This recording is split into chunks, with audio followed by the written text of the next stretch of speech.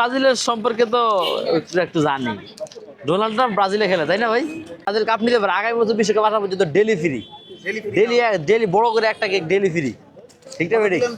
হ্যাঁ, অবশ্যই মুসলমান, অবশ্যই। দ্বিতীয় ঝামেলা করে হচ্ছে গিয়ে ওয়েদার, তৃতীয় ঝামেলা করে ফোকামা করে, চতুর্থ ঝামেলা করে বুঝুন তো ভাই। ব্রাজিলের সম্পর্কে তো একটু জানি। ডোনাল্ড ট্রাম্প ব্রাজিলে খেলে, তাই না ভাই?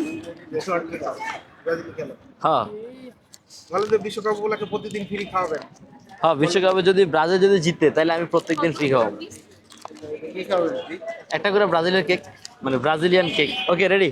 কতদিন খাওয়াবেন? আচ্ছা, এটা ভাই তো শেষ করেন। হ্যাঁ, কতদিন ফ্রি খাওয়াবেন ব্রাজিল যদি জেতে? ব্রাজিল যদি জিতে, যেদিন ম্যাচ আছে ব্রাজিল। না না, একেবারে আগামী বছর বিশ্বকাপ আসা পর্যন্ত, যদি ব্রাজিল কাপ নিতে পারে আগামী বছর বিশ্বকাপ আসা পর্যন্ত ডেলি ফ্রি।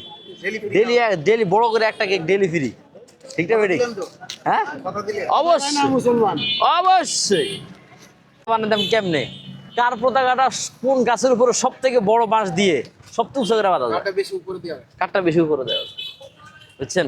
এই যে এই প্রতিযোগিতা অলরেডি কয়েকদিন গতকালকে একটা মারা গেছে।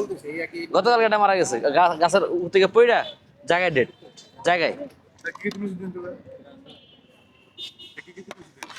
কিটক্যাট খাবেন এখানে? কত উপরে দিতে পারে, বিল্ডিং এর কার কত বড় পতাকা লাগাইতে পারে। হ্যাঁ, এখন তো এগুলো চলছে।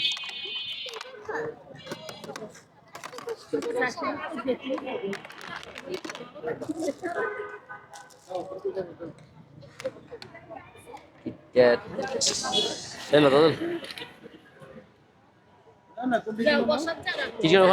দ্বিতীয় ঝামেলা করে হচ্ছে গিয়ে ওয়েদার, তৃতীয় ঝামেলা করে ফোকামা করে, চতুর্থ ঝামেলা করে বুঝুন তো ভাই। ওয়েদারের দোষ কি আপনি দিতে পারেন ভাই? কারো দোষ আমি দিতে পারবো না, সবার দোষ দিতে পারবেন, ওটা দিতে পারবেন। কারো দোষ দিতে পারবো না। আল্লাহর তরফ থেকে আসে। এটা আমার দোষ, আমি কিল্লাইছি, এটা আমার দোষ।